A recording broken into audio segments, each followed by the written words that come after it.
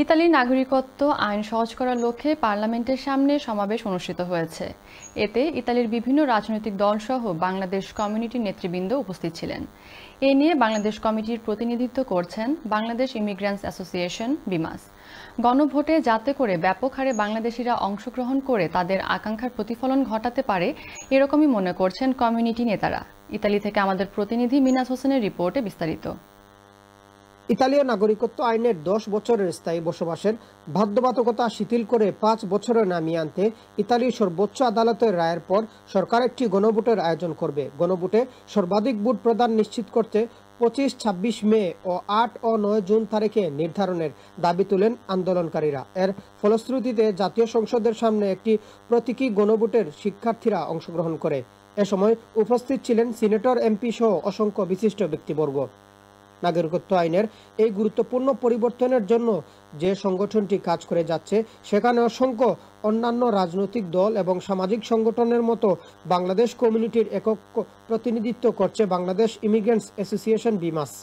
চলিত বছরের বসন্তের শেষ লগ্নে অনুষ্ঠিতব্য এই গণভোটে যাতে করে ব্যাপক হারে বাংলাদেশিরা অংশগ্রহণ করে তাদের অনাকাঙ্ক্ষা প্রতিফলন ঘটাতে পারে সেই লক্ষ্যেই বিমাস কাজ করে যাচ্ছে, জানান সংগঠনের সভাপতি ডক্টর মুক্তার হোসেন মার্ক।